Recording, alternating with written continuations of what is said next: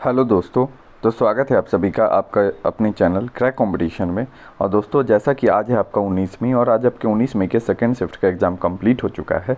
तो दोस्तों, हम लोग देखने वाले हैं 15 से 20 प्रश्न जो कि आपके आज के शिफ्ट में पूछे गए थे। और ये सारे प्रश्न दोस्तों एक्स्ट्रा फैक्ट्स के साथ है। तो दोस्तों, इस वीडियो को अंत तक देखिएगा, ठीक है। और साथ ही साथ दोस्तों, अगर आपको इस वीडियो की PDF चाहिए तो आप हमारे टेलीग्राम ग्रुप को ज्वाइन कर सकते हैं, ओके। और जिन भी शिफ्ट में एग्ज़ाम रहे दोस्तों, प्लीज़ इस नंबर पे जो है आप ज़रूर से ज़रूर उस क्वेश्चन को मैसेज करें ताकि आपका जो एनालिसिस हो वो जेन्युइन हो सके, ओके। तो चलिए दोस्तों, शुरू करते हैं। पहला सवाल आपका क्या पूछा था? पहला सवाल आपका था हैलोवीन दिवस कब मनाया जाता है। तो दोस्तों, हैलोवीन दिवस की बात करें तो आपका करेक्ट आंसर होता है 31 अक्टूबर। इसकी शुरुआत जो है वो सबसे पहले कहाँ हुई थी? तो आयरलैंड में हुई थी, ओके। नेक्स्ट सवाल दोस्तों आपका पूछा था अनुच्छेद 19 से 22 जो है वो किससे संबंधित है। तो अनुच्छेद 19 से 22 की बात करें दोस्तों तो ये कहता है स्वतंत्रता का अधिकार। तो आपका करेक्ट आंसर क्या हो जाएगा दोस्तों? स्वतंत्रता का अधिकार। आइए जान लेते हैं अनुच्छेद 19 से 22 के बारे में डिटेल में। सबसे पहला है अनुच्छेद 19। इसमें आपका क्या है? स्वतंत्रता से संबंधित 6 अधिकारों का संरक्षण है। क्या क्या? तो भाषण और अभिव्यक्ति, सभा, संगठन, आंदोलन, निवास स्थान और पेशा, ओके। अनुच्छेद इसके बाद 20 जो है वो आपका कहता है अपराधों के लिए सज़ा के संबंध में संरक्षण, ओके। अनुच्छेद 21 बहुत इंपॉर्टेंट है, जीवन और व्यक्तिगत स्वतंत्रता का अधिकार। ये बहुत ज़्यादा इंपॉर्टेंट आर्टिकल है हम लोग के लाइफ में दोस्तों। इसके अलावा अनुच्छेद 21A प्रारंभिक शिक्षा का अधिकार, ठीक है, जिसे हम लोग किसके द्वारा शामिल किए थे? तो 86 कॉन्स्टिट्यूशनल अमेंडमेंट जो है RTE को जो इसमें शामिल किया गया था, ठीक है। इसके अलावा अनुच्छेद 22 की बात करें तो ये आपका कहता है कतिपय मामलों में गिरफ्तारी और निरोध से संरक्षण। तो ये सारे बातें आपको इस सारे अनुच्छेद के बारे में ध्यान रखनी है, ओके। नेक्स्ट सवाल है दोस्तों आपका, चाय का उत्पादन सबसे ज़्यादा कहाँ होता है। तो चाय की बात करें तो इसका आपका राइट आंसर रहेगा असम, ओके। बात करें तो भारत में जो पूरी उत्पादित जो चाय होता है उसका करीब 52% हिस्सा जो है वो सिर्फ असम से ही आता है, ओके। सेकेंड नंबर पे अगर आपसे पूछे कौन है तो सेकेंड नंबर पे आपका पश्चिम बंगाल है। ये भी बात आप सभी को ध्यान रखना है, ओके। और अगर आपसे सवाल ये पूछता है कि सबसे बड़ा उत्पादक कौन है चाय का, तो दोस्तों वो आपका चीन है। और भारत का जो है दूसरा जो भारत का नंबर है वो दूसरा आता है, ओके। चलिए बढ़ते हैं नेक्स्ट सवाल पे। केलुचरण महापात्रा का संबंध किस नृत्य से है। तो केलुचरण महापात्रा की बात करें तो इनका संबंध जो है दोस्तों वो ओडिसी नृत्य से है, ओके। इसके अलावा बात करें तो सुजाता महापात्रा, गंगाधर प्रधान, रतिकांत महापात्रा, ये सारे भी ओडिसी नृत्य के प्रसिद्ध कलाकार हैं, ओके।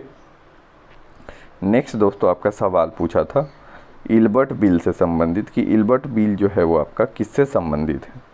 तो इल्बर्ट बिल की बात करें तो ये किससे है? तो दोस्तों ये भारतीय न्यायाधीश को जो है सत्र में अदालत में ब्रिटिश से जुड़े जो भी मामले हैं उन पे मुकदमा चलाने की अनुमति देता है।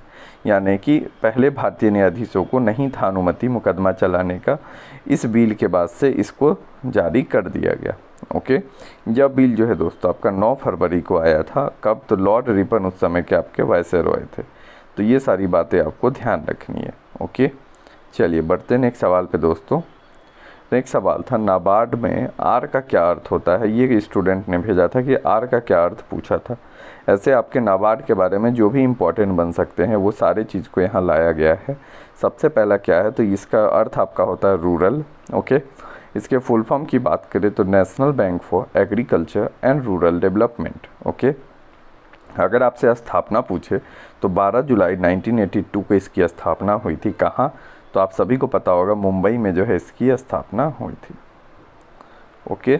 बात करें तो वर्तमान में इसके हेड कौन है, CEO कौन है, तो KV साजी जो है ये वर्तमान में इसके हेड हैं। तो ये भी आप सभी को ध्यान रखना है, ओके। चलिए बढ़ते हैं नेक्स्ट सवाल पे। संस्कृत भाषा की उत्पत्ति किससे हुई थी। तो संस्कृत भाषा की बात करें तो इसकी उत्पत्ति जो है दोस्तों इंडो आर्यन, इसका राइट आंसर होगा इंडो आर्यन जो सभ्यता है उससे इसकी उत्पत्ति हुई थी। बात करें तो जो सबसे पुराना ऋग्वेद है हमारा उसमें वैदिक संस्कृत में लिखा है, ठीक है, जिसमें करीब 1028 भजनों का एक संग्रह भी है। तो जो हमारा ऋग्वेद है वो भी हमारा वैदिक संस्कृत के ही अंदर लिखा हुआ है। नेक्स्ट सवाल दोस्तों आपका था, पूछा था बीबी का मकबरा कहाँ स्थित है, या फिर शायद आपसे पूछा था कि दिलराज बानो बेगम के मकबरे जो है उसको किस नाम से जाना जाता है। ये इन दोनों में से कोई एक सवाल आपका था। तो दोस्तों बीबी के मकबरा की बात करें तो औरंगाबाद महाराष्ट्र में ये है, इसे औरंगजेब ने बनवाया था। एक सवाल ये बनता है। और दोस्तों आप बताइएगा कमेंट करके कि आपका ये क्वेश्चन था या फिर दोस्तों आपका बीबी का मकबरा पूछा था। ओके, चलिए बढ़ते हैं नेक्स्ट सवाल पे। A brief history of time book written by, a brief history of time जो है वो लिखा गया किसके द्वारा, तो स्टीफन हॉकिंग के द्वारा जो है दोस्तों ये लिखा गया है। ये एक बहुत बड़े क्या थे, साइंटिस्ट थे, और इन्होंने जो है बहुत सारे बातें बताई हैं, जैसे इन्होंने एक ब्लैक होल के बारे में भी बताया है। ओके, चलिए बढ़ते हैं नेक्स्ट सवाल पे। डाटा प्रोटेक्शन बिल किस अनुच्छेद से संबंधित है, तो डाटा प्रोटेक्शन बिल की बात करें तो दोस्तों ये आपका अनुच्छेद 21 यानी कि राइट टू प्राइवेसी से संबंधित है। बट आप कमेंट करके बताइए कि दोस्तों ये आपका सवाल पूछा था या नहीं पूछा था, क्योंकि सिर्फ एक ही बच्चे ने ये भेजा है, वो भी कंफर्म नहीं है दोस्तों कि ये पूछा था या नहीं। तो आपका काम बनता है कि आप इसको बताएं कि ये सही है या फिर नहीं है। नेक्स्ट है, कोशिका की खोज किसने की थी, तो कोशिका की बात करें तो आपका करेक्ट आंसर रहता रॉबर्ट हुक ने। ठीक है, इन्होंने सिंकोना का एक पेड़ था, उसका जो छाल था उस पे जो है कोशिका की खोज की थी। और वो भी ये जो सेल था ना आपका, ये आपका कौन सा सेल था, तो ये आपका डेड सेल था। कौन सा, मृत कोशिका का खोज इन्होंने किया था। कब, तो 1664 में। ओके, चलिए बढ़ते हैं नेक्स्ट सवाल पे।